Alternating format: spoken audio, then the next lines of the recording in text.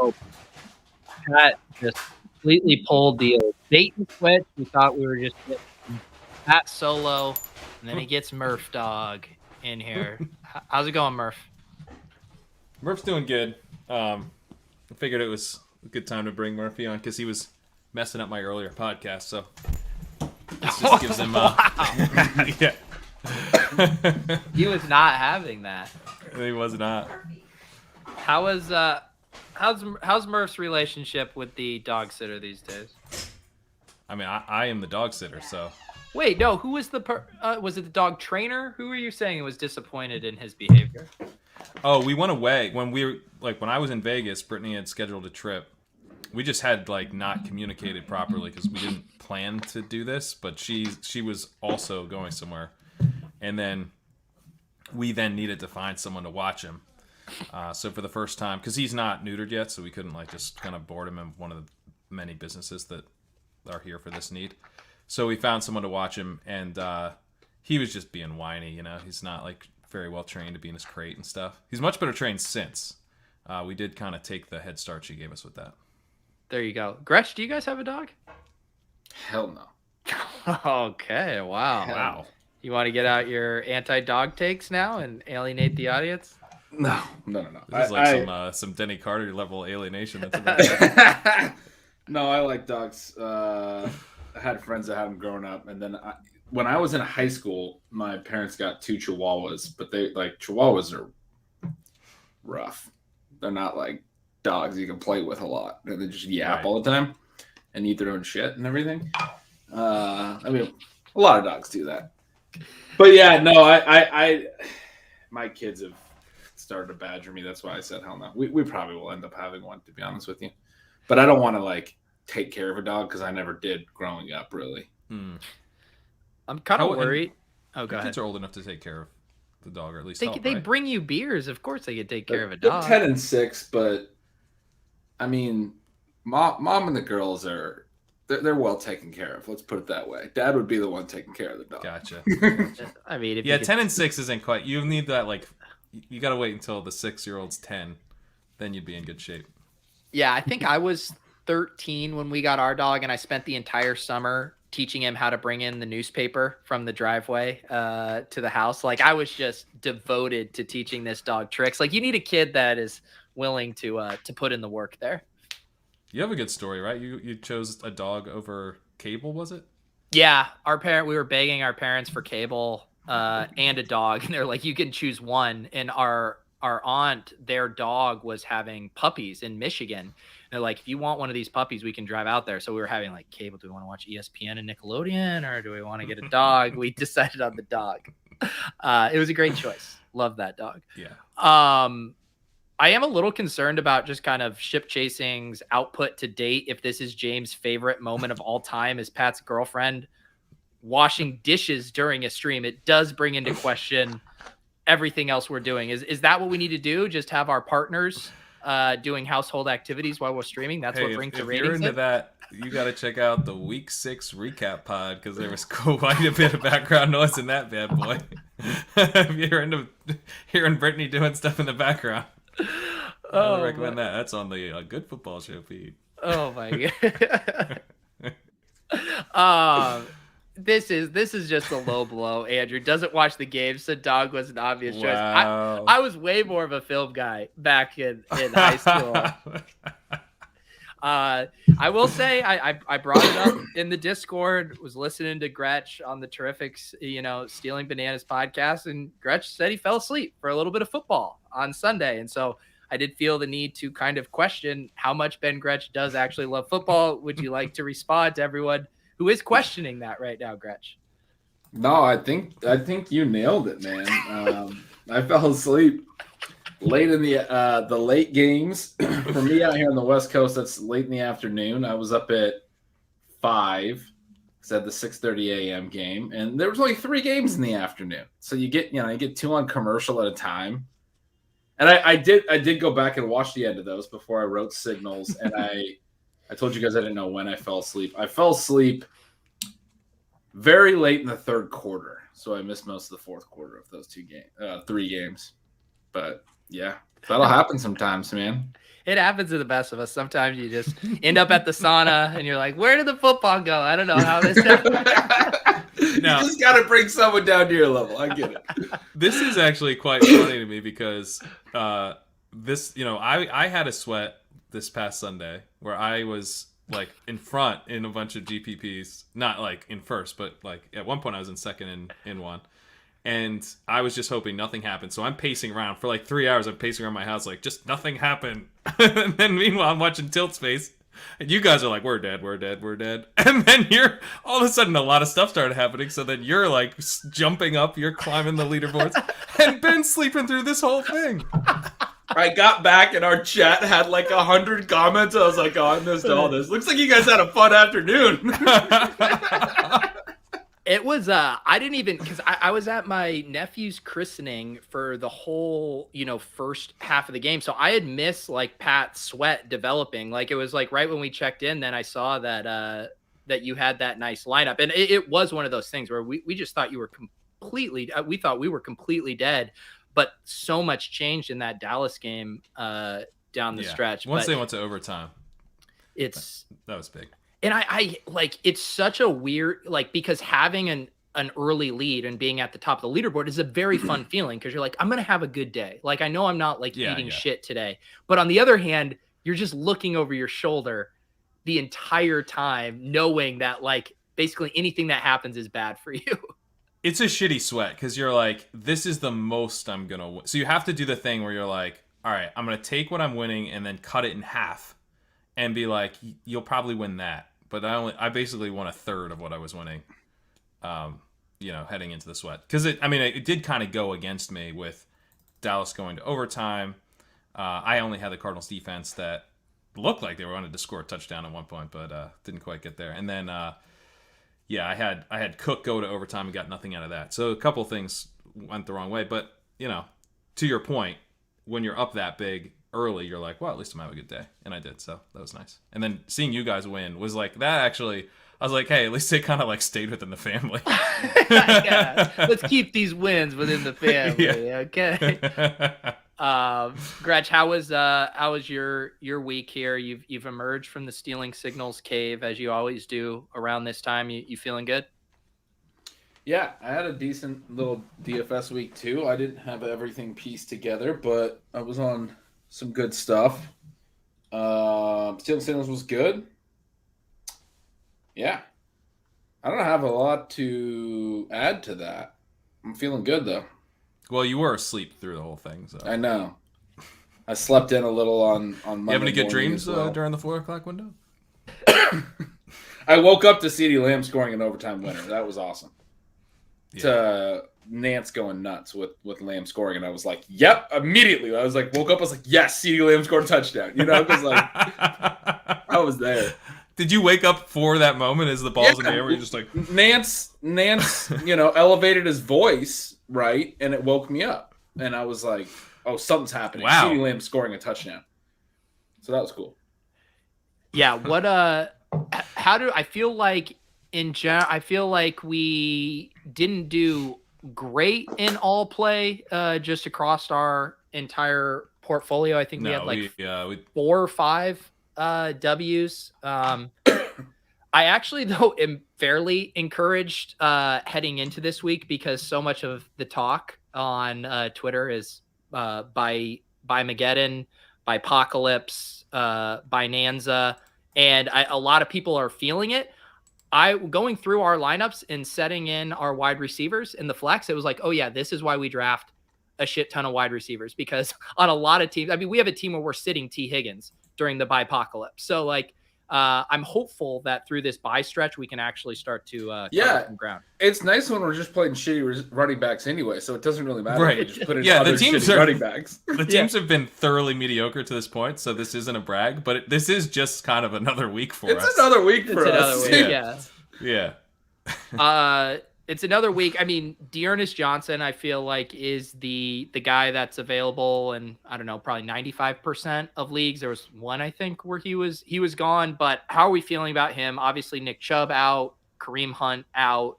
We're going to see some Demetric Felton, but are we feeling good about Dearness Johnson as a spot start this week? I am. I mean, we're joking about like watching film and stuff, but Dearness Johnson is one of those guys. Anytime I've seen him, I'm like, this guy looks good. Like he looks smooth. He looks like he's just kind of fits that system. I know he runs the 4.8 and all that, but with Felton, they've been using him as a receiver. Dwayne McFarland was tweeting about this. Like his usage is really like a slot receiver, basically. So I'm not sure, how much true running back work he'll end up getting. Johnson could have a lot of work this week, and I don't think he's like a bum. He's probably in that Alex Collins level of talent, but I think they might feed him. Gretch, how are you feeling about Dearness? Pretty much what Pat said. I mean, yeah, it's gonna be a terrible game. 41 over under. Bridgewater is questionable now too. Both the Browns tackles are questionable and their center. They all got in limited practices, but if the offensive line is bad, that's not good. The defenses are better units on both these teams anyway. You have Case Keenum starting. Did I already say that? Odell Beckham has not practiced, not even limited, so he's probably out. I mean, they're missing a lot, the Browns. But if it is a shitty low-scoring game, what are the Browns going to do? They're going to run the ball 30 freaking times, and Johnson's probably going to get 25 of those. We just saw Alex Collins do this as a backup running back, come in with a backup quarterback on a team that couldn't throw, and they ultimately gave him, all the work in the green zone when they got down there. He got 4 carries down there, just like a ton of work because they weren't really willing to throw in close either. He ends up getting 1 touchdown, but was getting a lot of attempts down there when they got down there. And just so many rush attempts generally that he was able to get into a rhythm. I mean, I think that might be what we wind up seeing tomorrow. If I was playing one side of the 41 over-under, I'd probably play the under. I think it's going to be a shitty low-scoring game. But Dearness Johnson, like they like to run in the red zone anyway. With Case Keenum at quarterback, they're probably going to do that. They're going to trust their offensive line. They're just going to run it. So, yeah, I mean, I think he's going to be a solid offensive play. line injuries too, don't they? Yeah, that's what both tackles and their center. Yeah. Is there a third running back on the Browns that we think is going to get John sunburned? Kelly has gotten elevated, and I think he'll probably play. And I think Pat mentioned the Felton stuff where Felton isn't actually playing in the backfield. I think people are confused by that because he's listed as a running back in fantasy so many places, but he's straight up a receiver. He's played like 30-something snaps in the slot, 5 out wide, and then he's played 2 in the backfield all year. And then you look at last week when Hunt goes down late. I mean, Dearness Johnson came in and played all 12 of the snaps after that point in the backfield. Felton didn't get 1. It's possible that Felton, mixes in the backfield. It's not likely. I actually think John Kelly winds up being the number 2 running back because the only reason we're thinking of Felton as a running back is because he's listed in fantasy, but he's a receiver. He's a receiver. Yeah. And Sam took the words right out of my mouth. I was going to say, is John Kelly a take a peek guy here with this Thursday night? Obviously, you're not going to start him. He hadn't been on our radars going through waivers earlier, but I don't hate that idea knowing you can toss him back. Yeah, I think so. Why not? We've taken worse take a peeks. John Kelly, $36 bids ain't gotta go higher, baby. Yeah, I don't mind that take there. Anything else with the Thursday night stuff? I mean, there is, with the Browns, still a decent amount of Njokus floating around on those waiver wires. Some Donovan Peoples-Jones I saw in a decent amount of leagues. I mean, with all of these injuries, do we think there's opportunity, or do you just want to play it like Gretch is saying, where this game is going to be so gross, so low volume that maybe we don't even want to be attacking it? Well, I mean, I think Njoku makes a ton of sense as a take a peek because if he were to get more routes, his combination of getting a decent target rate plus a high ADOT is really appealing. So, if let's say like in this game he just ran a route on like 65% of dropbacks instead of like 50 or whatever, you'd be psyched. Yeah. Gretch, do you have any interest in? I know you had Donovan Peoples-Jones in your noises section. I mean, what was the stat you had about his routes? It was pretty poor, right? Yeah, 11% of routes he's been targeted on, which is like as bad as it gets. Jalen Guyton is the worst that I saw for last year. I never actually looked at who was the worst in the league, but Guyton was at like 9. I think Guyton was the worst in the league. He was like 9.2, 9.3 last year. He's like the only one I've seen that's below 10. Like if you're not getting targeted at 10% of your routes, you're Guyton. I think Ian Thomas had 6% last year, and then Manhurts had like 4%, and those were the two lowest in the league. Because I pulled this like 4 weeks ago. That's funny. I was shitting on Dan Arnold actually, which kind of was right. I was like, they're not going to value him, but then they went some place where they do value him. So, but yeah, Peoples Jones is at 11%. It's really really bad. Like 15 is not good. 11 is pretty atrocious. He had the 5 targets, 2 touchdown game, 100-yard game. One of those targets, 57 of the yards, more than half the yards, and one of the touchdowns was on a Hail Mary. Cool. Do you think they should get a target on that? I don't think they should. I feel like you shouldn't get a target. Yeah, you probably shouldn't. It's just a Hail Mary, but they do get a target. I guess it would screw up the whole... Basically, his line was 4 targets, 3 catches, 45 yards, and a touchdown. And that, like 3 catches, 45 yards, and a TD any other week, we're like, oh, this sucks. And he hasn't done much else the whole year. If you go look back at his game log, he's been running full route shares and not even getting targeted. So, I mean, like, look, he might have a couple more splash games. He's a good athlete, but I care a lot about targets per run, and he's been so bad at it that he's like, I would never start him. You're liable to have a 1 or 2 target game at any point when you're that type of player. The same with like Jalen Guyton. I would never play. I completely agree. Yeah. I think, I'm with that. I have a hard time. I mean, the game environment too, that you would get excited even about a Donovan Peoples-Jones. You want it to be in a shootout game. You want there to be a ton of opportunity, and this game isn't checking those boxes. I see some conversation in the chat about this Deshaun Watson stuff.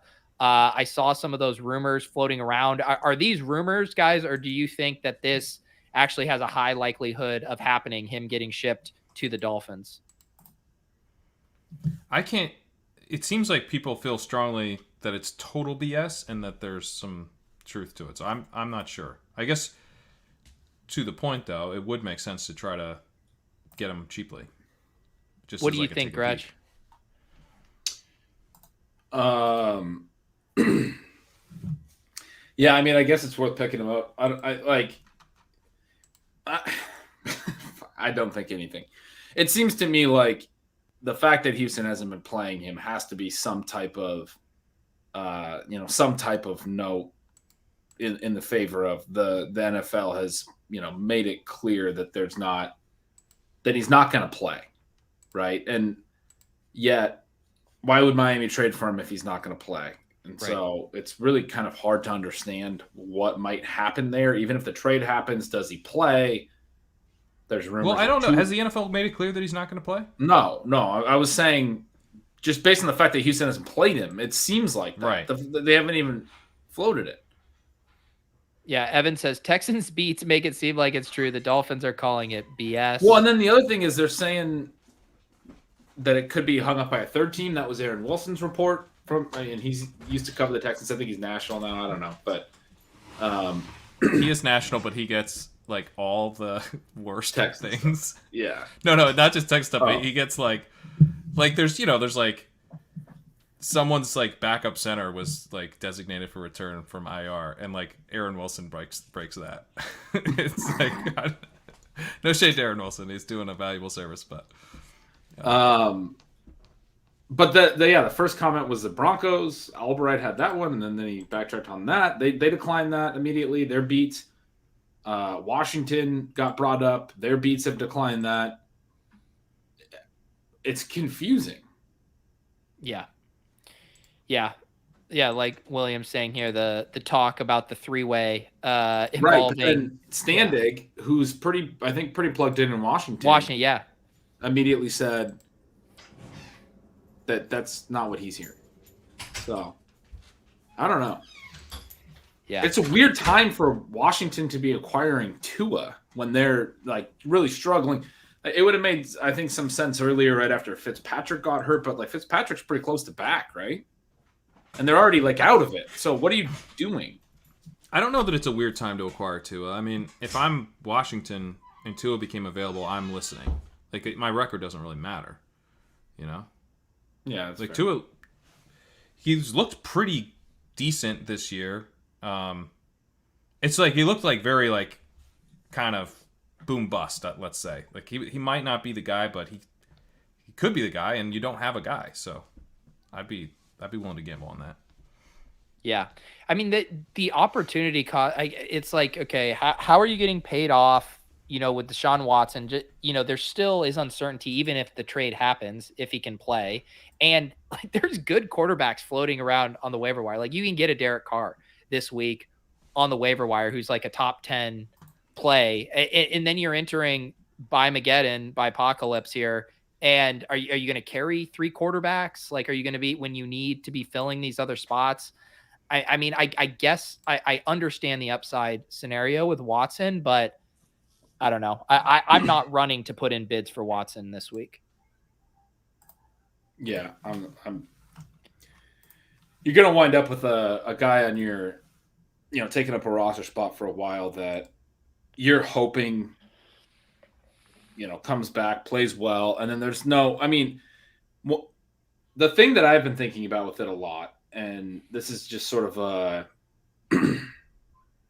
it's a pretty like crass way of looking at this, but I mean, the NFL responds to public pressure. And the second that a team tries to play Deshaun Watson, there's going to be responses. There's going to be articles. There's going to be commentary. And then what happens at that point? Do they just let him play through it? Because in the past, they've responded. I mean, look at like Adrian Peterson originally got suspended 1 game. And there was a massive outcry. The sponsors pulled, from the Viking Stadium. What was it, the Radisson or whatever? They were like, they didn't want to, sponsor them anymore, whatever. And then suddenly Adrian Peterson was out for the whole season for beating this kid. That was like Ray Rice initially was suspended 2 games and then was out, never played again. And it's like, yeah, I don't know. That's how they do things. Yeah. Right. And in a way, like, this is kind of a twofer for the NFL, the way this has worked out, right? Like, they are going to have the right to suspend him for, I mean, they can really do it as long as they want, but like, this isn't part of that.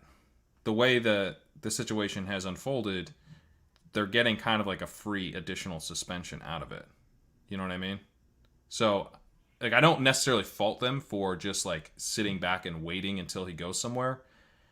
Obviously, better if they did not wait for the backlash, but as soon as the team was like, we're activating him and plan to start him, then they issued whatever penalty. Right.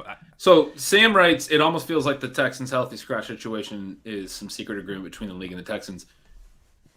I think that's the only explanation so far. Like, what other explanation? Well, Watson won't play for them. Watson won't play for them. He's choosing not to? That's the other explanation? Yeah, he said he'll never play for the team again. Okay. And he said that before all this stuff came out, and the way this stuff came out, it wasn't part of the initial thing, like related to like a buddy of the owner, like digging into stuff. Like, I think the team essentially helped uncover this.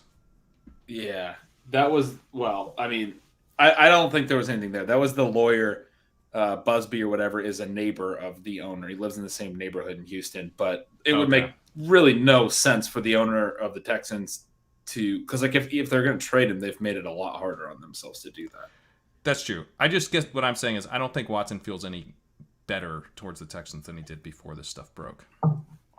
Sure. That's fair. We have Chris G in the account with a great string of messages. It's civil. There's no criminal case. The pervert can play. It might even be a haiku if I actually check out the syllables there. Yes, it might. The pervert can play. The last one definitely is. All right. Some other waiver wire decisions. Dude, I'm pretty sure that's a haiku. The first one is it. If it was there is no criminal case. No, you messed up the first one. There is no criminal case is 7. You just messed up the first one. You literally almost spontaneously wrote a haiku. Bethany loves a good pervert haiku. There. Thank you for that.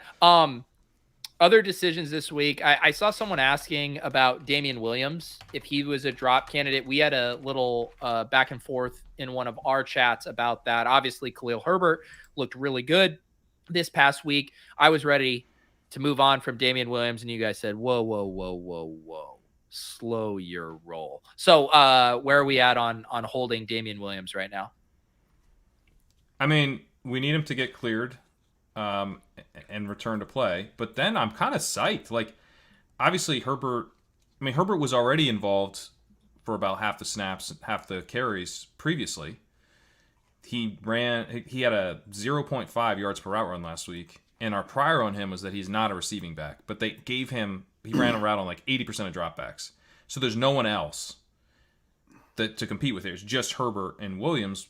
Williams' specialty is going to be the receiving element. So to me, it's like Herbert's keeping his seat warm.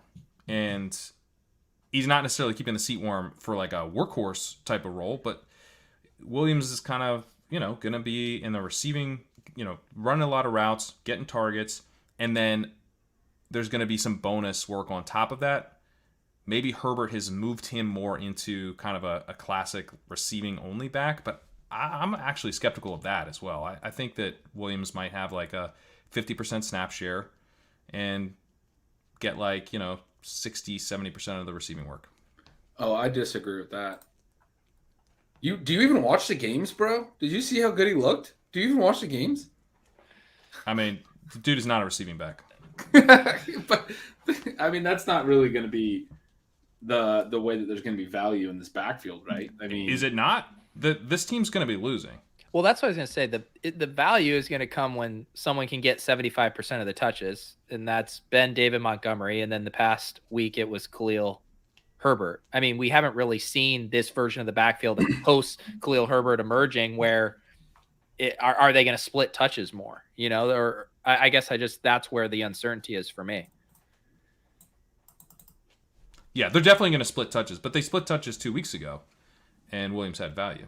They split touches 2 weeks ago in a sense that Damian Williams was the starter and played the first half, and I bet his rushing yard attempts over prop, and I was waiting for like 2.5 more attempts. He was at like 12, and he needed to get to 14.5, and Herbert was just rolling, and they like literally were not going away from the guy. He just took over the backfield that game, and then finally Williams got a couple like spell him touches and got me over my prop, and I was like, thank God. But Williams started that game and was leading for most of the game, and then Herbert was the dude that was like the hot hand and took over the whole second half of that game. And then last week looked great. He had 2 touchdowns, got one called back. I mean, I think we'd be talking about him a little bit differently if they didn't have a hold on one of his decent touchdown runs. But he looked really good as a runner. I mean, So where are you at on the split then? Like I said 50% and then 60, 70% of the receiving work going to Williams. So you're thinking... I'm thinking Herbert will be at like 65 to 70% of the carries at least. And then... Sorry, I meant snaps, not carries for 50%. But... So I don't know that we're that far off on the carries. Yeah, maybe not. But I would say snaps would lean Herbert in my mind. Okay. But I guess the better way to frame it is just, I mean, this crop of, I think there could be waiver wire crops where you could maybe justify it more. I mean, but outside of Dearness Johnson, there isn't many prizes this week on the waiver wire. Like you're probably not dropping him for even Devonta Freeman, right? No. Who, Damian Williams? Yeah. I would, personally. And let's talk about Devonta Freeman because I noticed when I took a little peek. I think there could be quite a bit of receiving value in Damian Williams' role. I don't think Herbert's challenging him on that. But what's his role? I mean, a running back ran around on 80% of dropbacks, and because their backups like Ryan Nall, so there's quite a bit of routes available, assuming Herbert doesn't lock that up. Which I guess I'm not ruling out, but like I'm just skeptical of it. What is your thought on Devonta Freeman? I saw Sean had placed a pretty interesting bid on him in our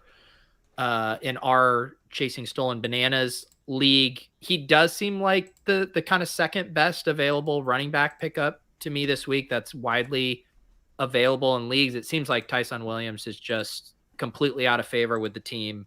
Are we in on Devonta Freeman? I'm like half in. I mean, Latavius Murray sprained his ankle, right? So that's why Freeman was really getting much run. I've been kind of confused about what they're doing. I'm not that confused. I think they just want a veteran who's not going to screw things up, and they're willing to trade explosiveness for that. But Tyson's the only one who's added any kind of explosiveness to the run game. And I think going forward, like, is Devonta Freeman a solution to that? Like, definitely not. So I don't know. I mean, and part of me just wants to see Le'Veon Bell back there just for the fun of it. Because I think all these guys are so gross. It'd be kind of fun if he somehow reemerged in Baltimore. Well, don't wish that into existence. I mean, Bell had 8 carries for 18 yards. Both Freeman and Murray, who don't look great, had 9 carries for over 40 yards. They actually looked efficient in this ground game. Did you even watch the game? He like high stepped into the end zone. He looked spry. No, he looked terrible all game. That was my point. He had 8 carries for 18 yards. No, but his high steps look good. His leg got real high. Le'Veon Bell's never looked fast, but he looks so slow this year. Yeah, it's not great. Yeah. I don't mind Freeman as a consolation prize if you're missing out on the Dearness Johnson bids, which I think could be all over the map this week. I'm loath to give a specific price range on a set of bids. Yeah, because it's only 9:47. You gotta wait another 12 minutes. I mean, right now I'll just say that I could see these bids being anywhere between $50 and $800. But every minute I will tighten up that range until I give you the exact number. Yeah. What What other interesting situations do we have? Well, there's a couple bids. I don't know that I ever got a response from Sean, and I'm kind of shocked. He did. He responded about Jarrett Patterson. Yeah. He responded?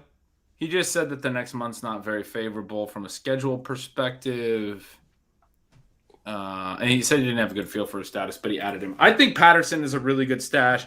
Obviously, Penny, and I even think like DJ Dallas isn't being discussed, but if for some reason Collins is out, do we really think Penny's going to play a ton? Or I think DJ Dallas probably outscores him this week. And no one wants to pick up DJ Dallas. He took over Collins' role and caught all 5 of his passes after Collins left, was running the routes and catching passes. Homer wasn't running the routes. Dallas was. So I think either of those Seattle backs are intriguing. It's just tough with Seattle because they play Monday night. So we might not know if Collins is active or what you're going to do when you set your lineup. So I've moved them down for that reason. I don't feel comfortable putting him in. To your point, though, about Dallas, I do wonder if his profile is going to be able to handle that uncertainty a little bit better than Penny's maybe, because Dallas has more of a clear-cut receiving role. Right? Like if you have to start a Seattle running back, and I don't know, I think Collins probably has a like a 30-40% chance of playing. But whatever it is, wherever you put that at, you're just like, I just have to start this guy. You can lock in a few receptions probably with Dallas. And with Penny, like, who knows? Way more boom bust. So the other thing with Dallas is that it kind of reminds me a little bit of, the profile that we're looking for in draft season to some extent, where it's like, well, we have some receptions here. Now we just need everything else to fall in place. Where Penny was like, Penny's much more of like a heart pick. It's just like, I just see the upside with him. I just want it to happen. But I think Dallas is more of a logical play.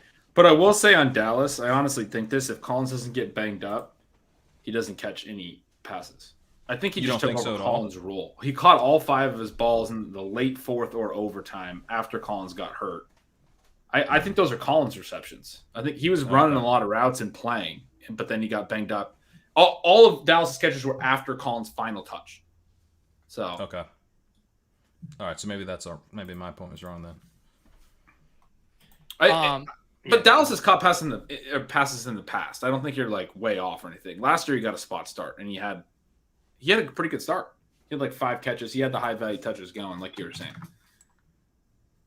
I wasn't trying to say you were like completely. No. It's like pretty thin. Both are thin, but man, I kind of want it to be Penny. That would be a lot more fun. Yeah, in his spot start last year, he caught 5 passes and scored and had a receiving TD, DJ Dallas, and a rushing TD. He only had 58 total yards on 23 touches, but he got the high value touches. He got a pair of touchdowns, 5 catches. He had like a 20-point game. Yeah, I think Penny he's a tough. I know what you mean by heart pick, Pat, because it just feels like We've tried the Rashad Penny thing so many times, and you see it. You know the thesis of the play so clearly. Because, I mean, it's Alex Collins doing what he did, right? Like, that's Rashad Penny. Like, that should be Rashad Penny, and it just hasn't been. But Penny's never gotten there because Chris Carson's always been there. Chris Carson has a legit neck injury and is now on IR. Yeah. Like, people have been saying to me today that, like, look at the snaps that Rashad Penny's played in his career. He's never gotten this many touches for this or whatever. He did have that one little 2-game stretch in 2019. That's it. And we've been referencing that for 2 years. And I understand all that. And we'll keep referencing it. Yeah. Carson has always been there blocking him whenever he's gotten healthy, and they haven't needed him. Carson's out, and Collins is banged up, and they need him now. But this is actually the opportunity we talked about with Penny for a long time, where he's the healthy one. Carson's out. Yeah. It could happen. Crazier. It's a contract year for the dude. He's in his 4th year. His career's over if he can't do something this year, potentially. Yeah. No, I agree. And Paul bringing up, we all remember the DJ Dallas, minimum salary week last year in the late. I think they were playing the 49ers, and he was a spot. I mean, he's like a poor man's Darrell Williams, right? Like DJ Dallas, like there's nothing there. Yeah, there's not much there. He's a poor man's Darrell Williams. That's great. That's exactly. I mean, that's the kind of takes you could get when you watch the games, fellas. Yeah. I mean, the other thing with Penny, too, is because someone was saying, like, oh, he's Bryce Love in the chat. I mean, Bryce Love, like, never really got back from the one injury. Penny did get back from the one injury and is now dealing with other injuries. He was dealing with a calf injury. So I don't know. I mean, I'm not a doctor with this stuff, but I actually don't think that the knee injury, while it cost him a ton of time, like, we don't know that it has sapped his explosiveness and his ability. Like, he just came down with a calf injury. He supposedly looked pretty solid before this, so. Yeah. What about wide receivers? We didn't put in too many wide receiver bids this week. I was seeing names like Quez Watkins, Matt Collins. I mentioned Donovan Peoples-Jones.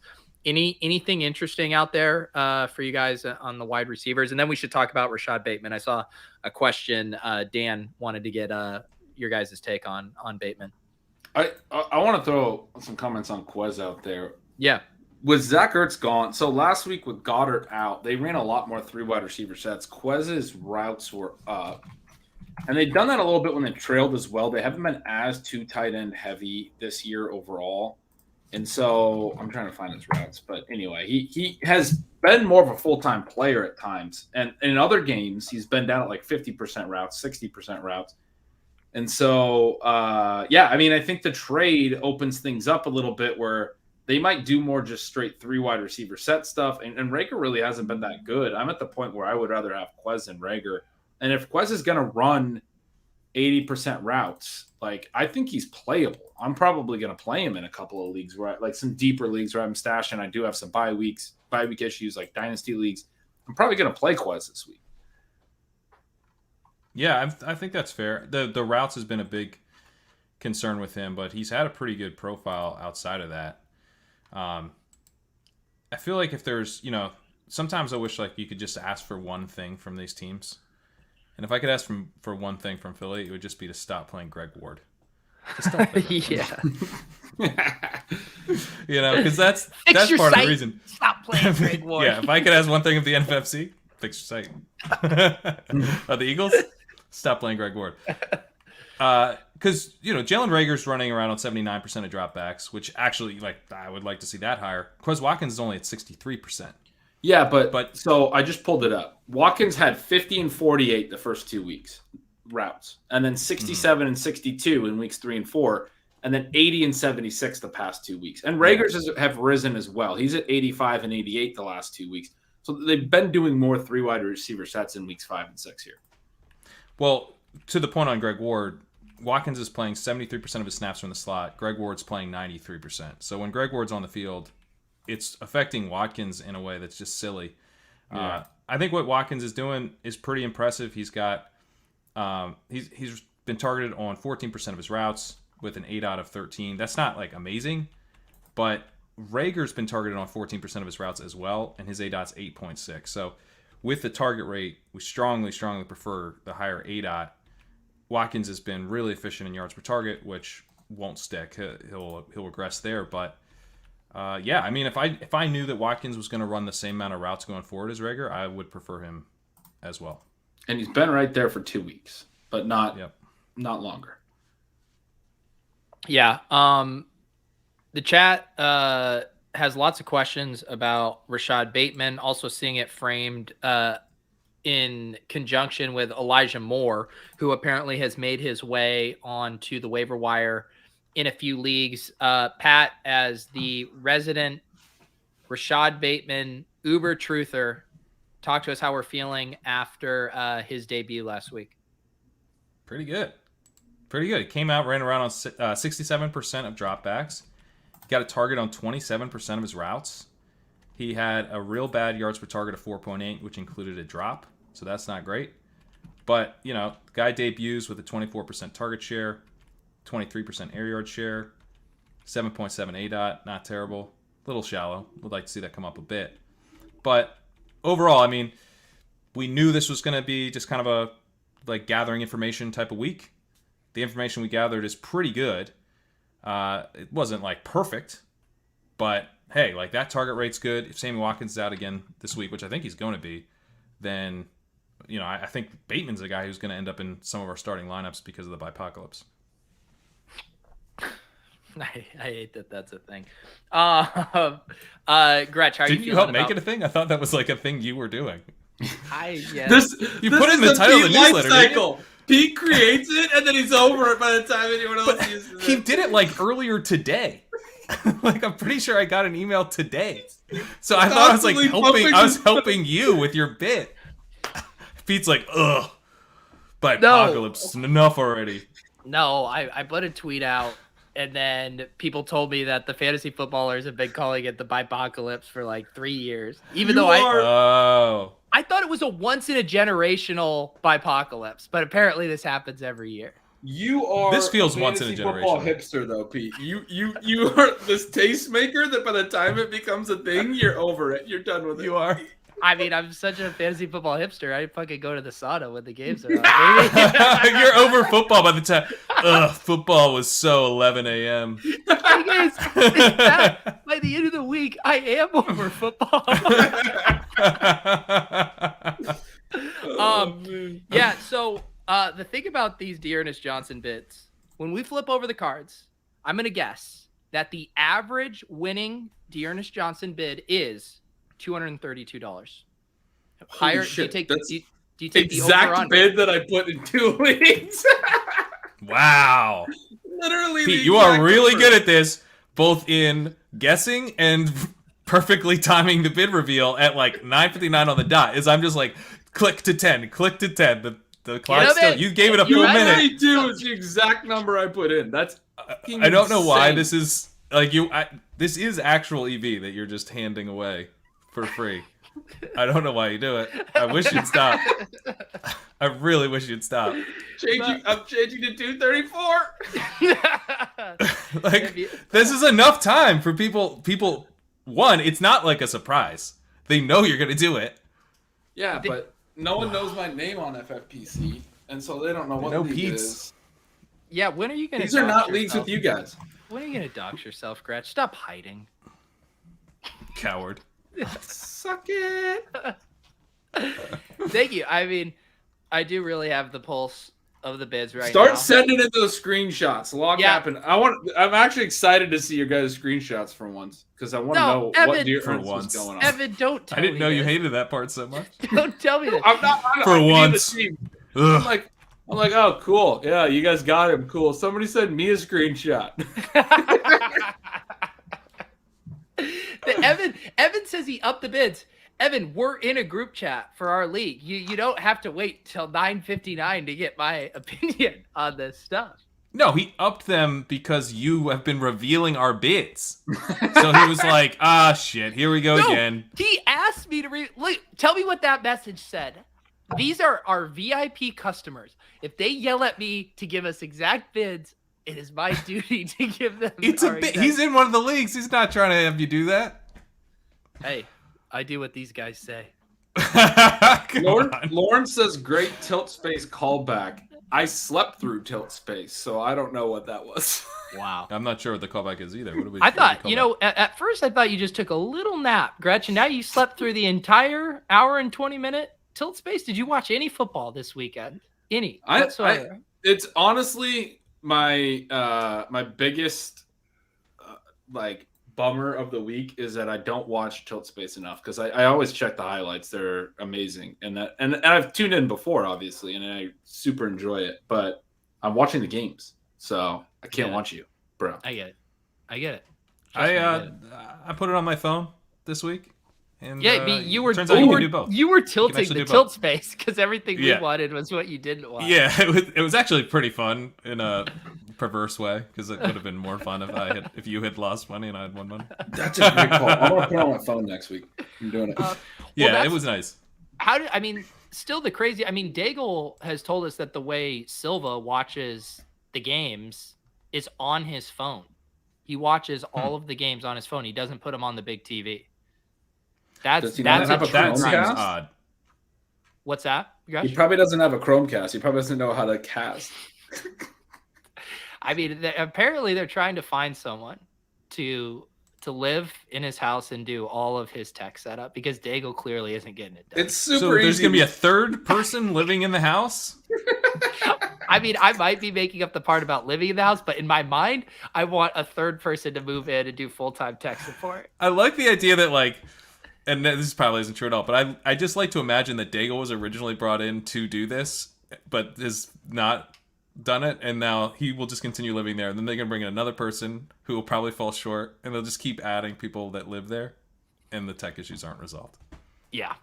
I love that. I can't imagine watching 12 games. How many games on a phone? It's incredible. All right, start sending me the bids here as these come in. I did want to. Yeah, go ahead. I did want to make a point on Elijah Moore. Someone had asked about that earlier, right?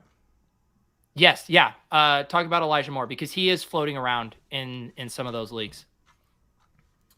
Yeah. So here's the 2 wide receivers with at least 60% of routes, 60% route rate plus. Here are the 2 wide receivers in the entire league with a worse yards per target than Elijah Moore. Russell Gage and Anthony Miller. That's it. It's been real bad. He's got a 3.3 yards per target, but he's got a target on 20% of his routes. He's run around on 65% of dropbacks. He's got an 8 out of 14.7, so the 20% route or 20% target rate's actually really good. I'm still in on Elijah Moore. The Jets' offense has taken a big old dump and is not what we were hoping it would be at all. So that's not great. But, I think, from a talent perspective, just to get that many targets with a deep ADOT is impressive. The 3.3 yards per target needs to get fixed. Otherwise, it's going to cost him playing time. But I think it's he shouldn't be on waivers. I'd be... And, compare him to a Jalen Reagor, it's so much easier to see how Elijah Moore pops than Jalen Reagor. Because Reagor needs to start earning a lot more targets or he needs his ADOT to shift. He needs something to happen that's unlikely. Moore just needs to haul in a few more deep balls and he's there. Yeah.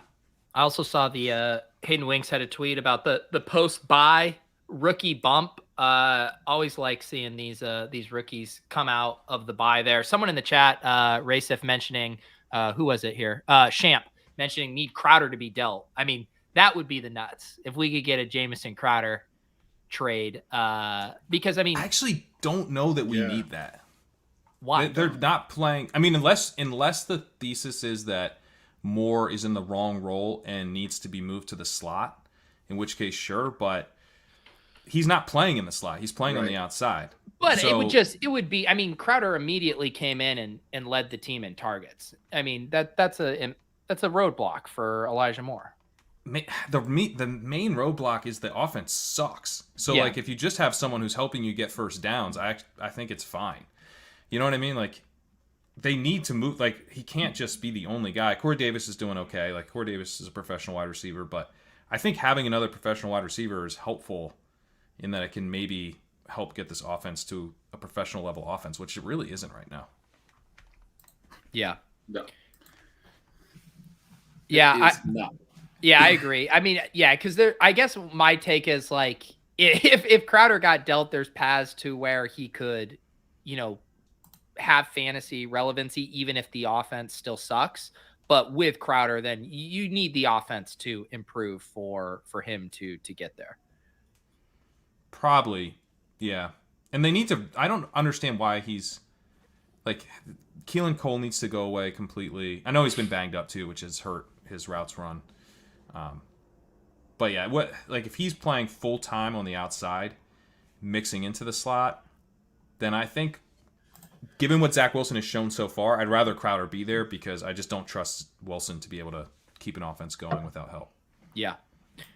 All right. The DMs are coming in. Now that we've done this for a few weeks, get your screenshots. I need high res here. Josh, if you try to send me another one of those blurry ass screenshots, I'm going to be pissed. I mean, what's his other option? Just to not send you a screenshot? No, I want him to go to his desktop. Actually, no, these are only. Did you reset your modem since last week, Pete? Me? No. Yeah, because your internet was the reason it wasn't working. No, Josh, that was misinformation. All right, this is from Chris. Dearness Johnson, $403. Who spent $403 on him? That's what I told you guys. Damn, we I'm not gonna did. Get him anywhere. Why did we spend $403? No, we did. Oh no. Is that you guys? Did? Yeah, that's us. Chris, what happened there? Chris, what the fuck? I'm pretty happened, sure we did dude? not. We had a bid in, and it wasn't that, was it? I think I had a bid probably around $243. 232 is the number. 232. I mean, Devonta Freeman goes 137 to our Chasing the Helmet bros. We also get Rashad. Oh my God, Chris. Did you just spend every single cent we have on Dearness Johnson and Rashad Petty? That's amazing. Tua goes for 16. I mean, I don't know why you sent him a screenshot. I would have hit. Chris says you guys said okay. Look at the chat. I mean, we said okay. Didn't think you were going fucking rogue, dude. All right, let's see what Chris said in the chat. Yeah, I'm pretty sure that didn't happen. Let's dox Chris. Oh no! Oh my God! No, he goes one at 353 contingency, then one at $55. We got the cash. Then he sent us a picture and said, "Let me know," but we never did let him know actually. So that's on us. But you know. All right, Chris is unhinged. All right, let's see here. Oh, you know what? Actually, no. Chris is right. Earlier, we had talked about a bid around 400. So, Chris is actually 100% right, and we should have gotten back to. I mean, I definitely look at this Dearness Johnson bid right here. That's right in that sweet spot. 243. But that not to us though, Pete. No, I know, but I want to be right more than I want to win. Well, it's easy to be right when you tell the people in the leagues where we're gonna bid, because then they bid just above us. Like what? Yeah, congratulations. We didn't even go that high in this league with Sam on him. Don't worry about it. I didn't get him in the league I wanted him. Rashad Penny, 250 going for more than Dearness Johnson. Wow. Freeman, 123. That's surprising. Yeah. Arizona defense, $28. Just chill out, Halloween, all right? Nico Collins, Donovan Peoples-Jones. Nice to see Young Koo getting above the min for the kicker bid there. Anytime you can spend $5 on the 14th best kicker this week, you got to do it. Okay, let's see here. Ship Chasing Crew. Never good when I see a message from Sam that says these people are thirsty AF. Dearness Johnson, 263. Just above what I suggested. God damn it. No, Pat, Pat, do you realize your implication is that everyone we're in a league with is watching this, and at 9:59, they're going to adjust their bid based Pete, off you've done this average. for like 5 straight weeks. They good know. at it. I'm really we know good. Do you know this is streaming to YouTube like with no lag?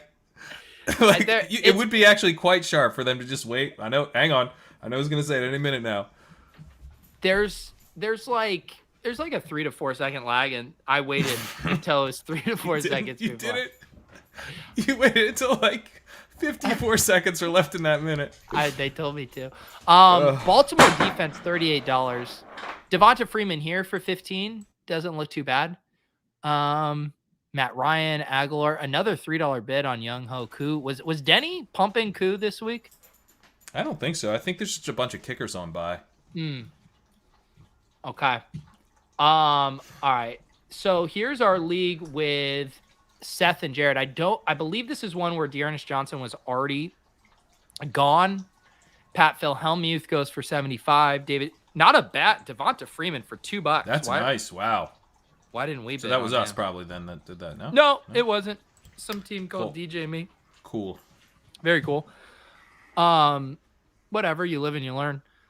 All right, here it comes. Oh God. See, the one league where we could have got him, we didn't bid. What is up with you, Evan? Josh is This is Evan and Josh. this is Evans too? Yeah, Evans but they're co-managers and they're incapable of sending non-blurry screenshots. Dearness Johnson 120 here. Maybe he used a blurry filter intentionally. I'm. Did this come from Josh or Evan? Evan. Okay, because the last one came from Josh. I know, and that's why I'm saying. So what are the chances that the only two guys who can't send us a non-blurry screenshot just happen to be I mean, this is a match made in heaven. That's what what's going on with your guys' phones? That's what That's perfect. It's also pretty. I mean, the one league where we could have got him for a bid of 232 is the one league where we didn't bid on him. I mean, what's going on here? We probably didn't have enough money. Brandon gets it. Pete's playing the long game. He's going to announce only 80% of the true bid for Keeney Nguanu in week 14. Oh my God. I am setting up the long con. I hope you guys are ready for the rug pull. Yeah, who are we going to pick up? Keeney. All right, here's another one here. Oh, we finally got a Dearnest. Ship Chasing got a Dearnest here. This is with Silas and Gormanji. Dearness Johnson, 377. A little high for my taste. I would have preferred to be in the 232 range. So I got him for 232 in one league, and in the other one, I originally was at 300 in my conversations with my co-managers earlier today. I moved them down to 232. And I got him in one league. This was before my call, right? Yeah. I got him in one league, and the other league he went for 276. So my moving him down, and we needed him worse in that league. Just a stupid move. So you didn't move him up when Pete announced the 232? I think I'm time. I couldn't figure it out. He does it so late. Because that is really what you're announcing, Pete. You're like, no. If you bid less than 232, it's too low. No. You can't have it both ways. You can have Gretsch say it wasn't enough time to adjust the bid, but then say everyone else has plenty of time to adjust it. Well, I do think. I mean, Gretsch is like trying to look up numbers, think of cool things to say. Everyone else is just sitting here. Tell me, man. Tell me, 9:59. I'm changing these things so quick. They've already got it open, and they're like, they've got it. Yeah, they've got it open. Yes, they've got it open. They know the bids are coming in. Did you just say Gretsch is looking up cool things to say? Looking up numbers, thinking up cool things to say. Yeah. Gretsch this afternoon. You figured me out. Phrase to say. You figured me out. I have a Google window open that is searching for cool things to say. There's a little notebook by Gretsch's computer that says "cool things to say." All right, Gretsch. That's what that notebook is in the back. You see it? We can see it right behind you, Gretsch. Full screen, Gretsch. I know you have a notebook full of cool things to say tonight. Tell us one of the cool things you prepared for the show. Oh yeah. There it is. The world's greatest dad. Wow. Oh, that's nice. That actually looks pretty cool. You guys thought I was gonna do something less cool? We just thought you had all. No, I thought you were gonna do something cool. I've been the one saying that the whole time. I got a lot of, I got a lot of cool things. There's a rocket ship. That's pretty sweet. That's our main event teams, dude. We're fucking going to the moon. Rocket ships. Pump those bags, baby. I think that was coming back from the moon. Oh, this is the little one, I think, Drew. This one. That's a dinosaur with a crown. Dude, yeah. NFT that? I mean, that's literally what Gary V's NFT said. Oh, I don't go through these enough. They're great. Oh, look at this. That is a slice of pizza with... that's pretty sweet. That's badass. Yeah. That's cool... honestly, like, if you want to, like, NFT? pretty sure that would do well as an NFT. I want to make some money. I'm gonna miss this stuff. There's mommy. Apparently, we have a picture of mommy here. Wow. Is your mommy a aardvark? There's a dragon. There's another NFT. Oh, that's pretty fire nice. breathing dragon. Yeah. Kind of a little bit of a South Park type of style. Yeah. That's like Pat when I reveal our bids, starts breathing fire. That is I breathe hot fire. I think that's all I got.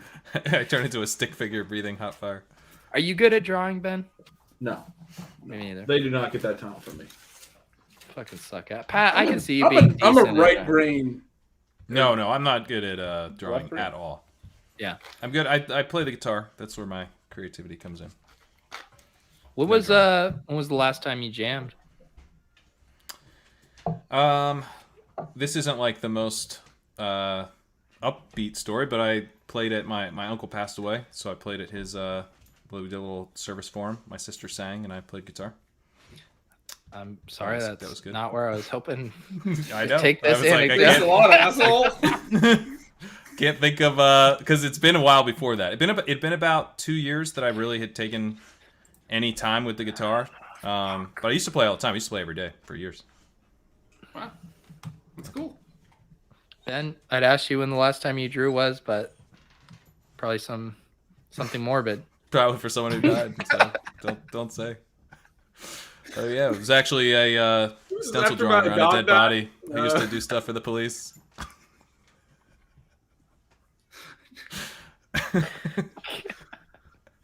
used to freelance. Just relax, guys. I was trying to make conversation, okay?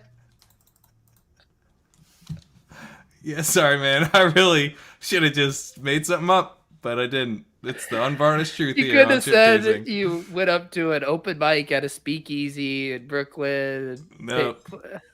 I just told you the real truth of the last time I played guitar. Did I hear you had a little ship chasing meetup the other night? Yeah, we hung out. We went to Grimm, got some beers. Very nice. It was good. I saw some photos. I was jealous of the sours. Very good sours. Yeah, we'll do it again. We're Clay's been talking about there's a really good brewery called Talia that opened up. Yeah, that we want to check out. I know. I need to make it down there again this fall. Gretch, when New York trip, we gotta meet up. I know. With Crack Rock.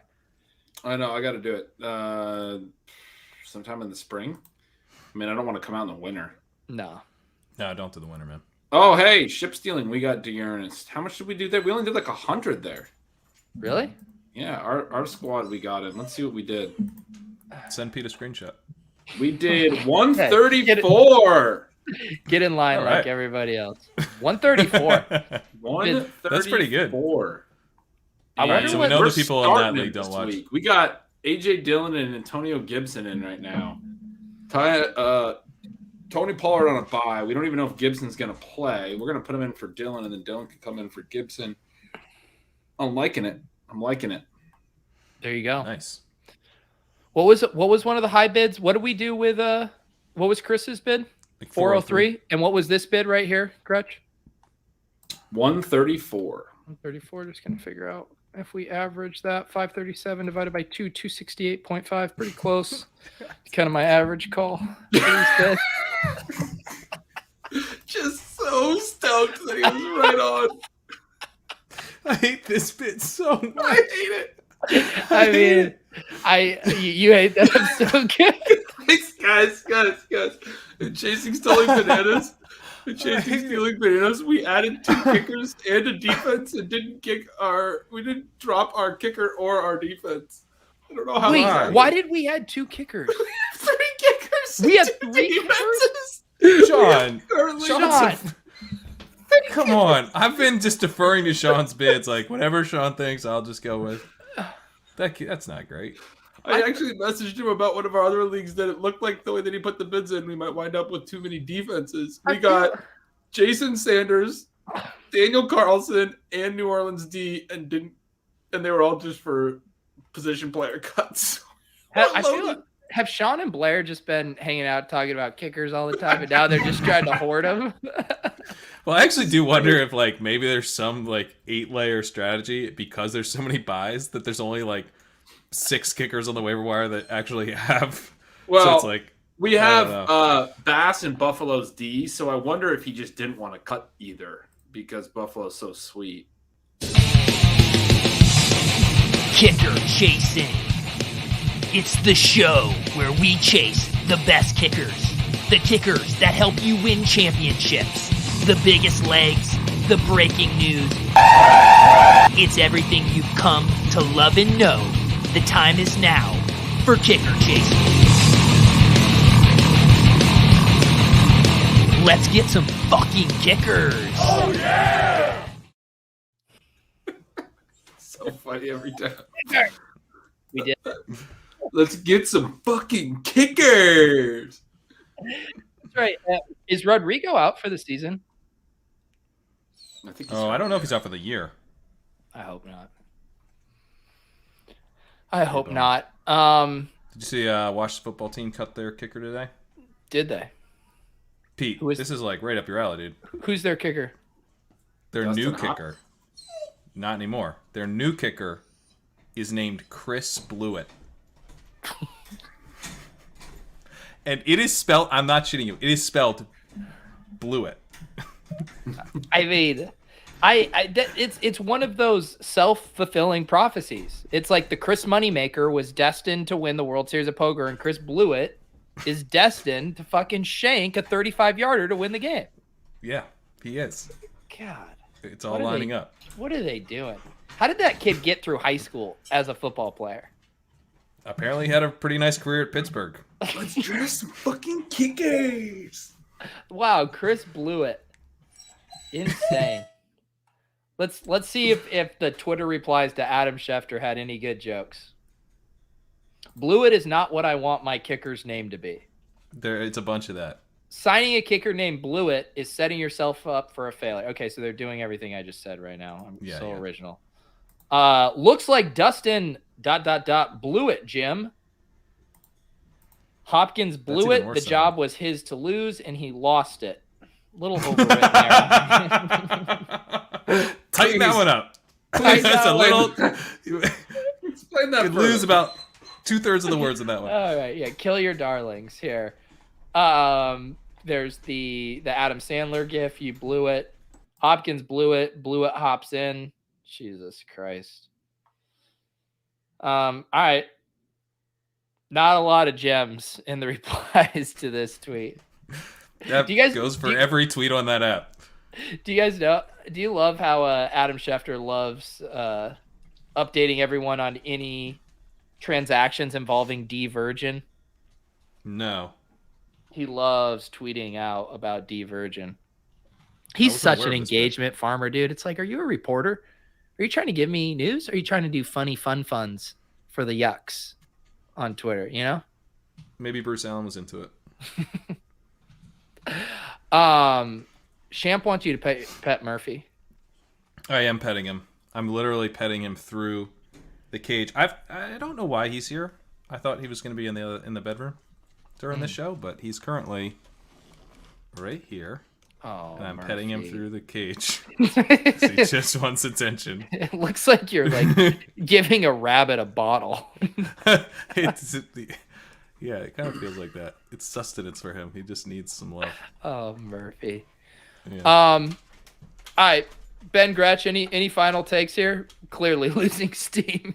I don't know. I don't have any final takes.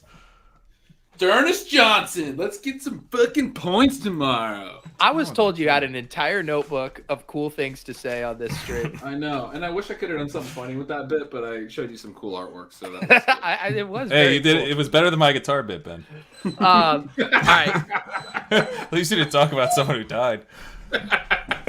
Chris wants to go to bed. He's all tuckered out after spending our entire I bet he is after he blew our budget.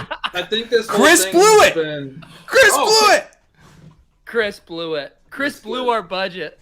They want the people want to know about my Scott Fishbowl team. Oh yeah, you're We crushing can it. talk about how amazing I am. Yeah, Yeah, let's talk tell about the that. people about your team. It's good.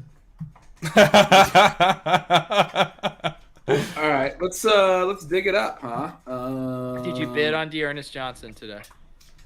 I did get him. Yeah, I'm gonna start him this week. The rich get richer. Yeah. Here, I'll just pull up the draft from the Scott Fishbowl app and share my screen, and then we can look at it. What are you doing over there, Pat? I'm just gonna show Brittany this later and just be like, "Is this how the setup should work while I'm doing my podcast?" Let's look at our team, guys. Is this because this is happening? And then also this is happening. Is that how we want to do this going forward?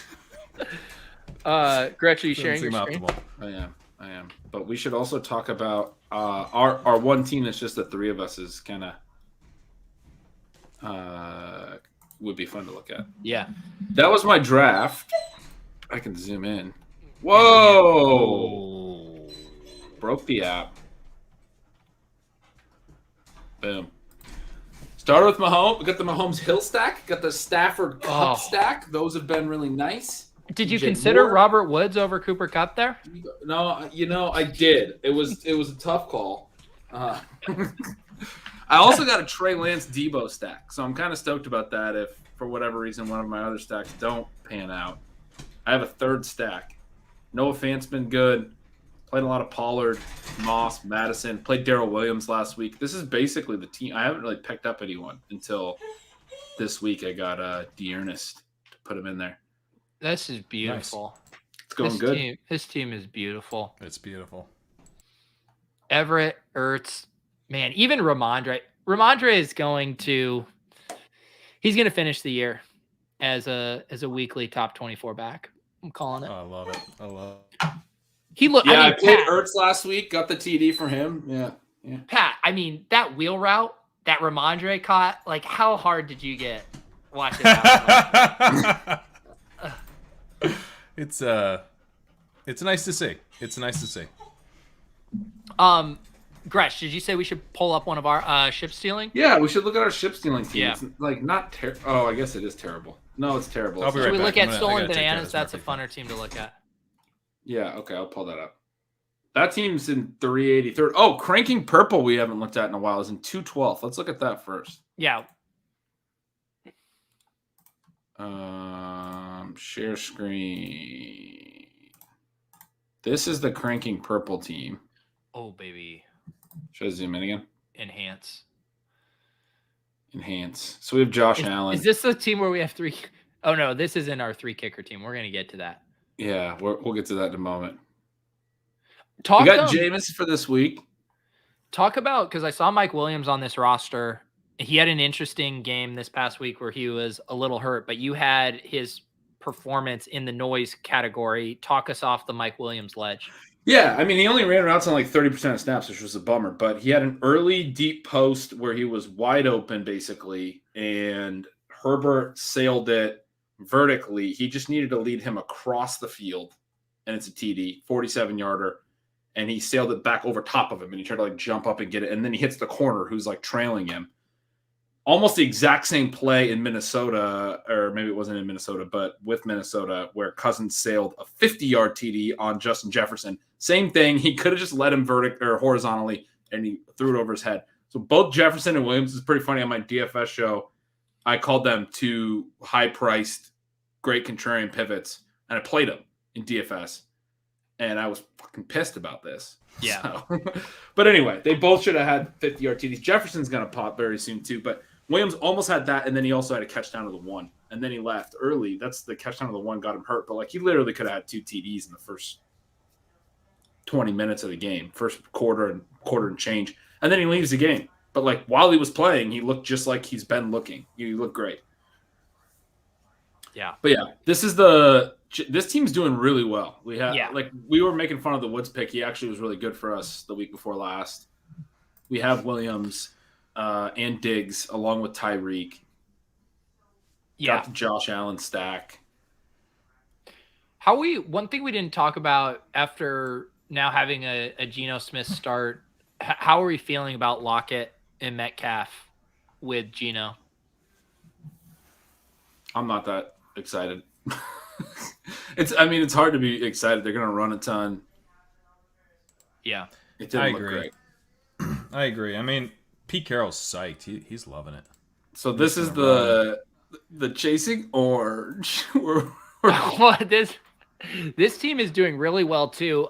We were super concerned about our tight end situation early, and then basically this Gesicki Waddle combo, who were like the last two guys we were putting into our lineup each week, are just on fire. Plus right Knox on the bench. I mean, it's pretty nice. Yeah. And this is a team we co-own with Sean. So to that point, maybe bring up this comment here. Sean said Ramondre could be David Johnson like in the playoffs if we dream a little. I'm dreaming. I am dreaming.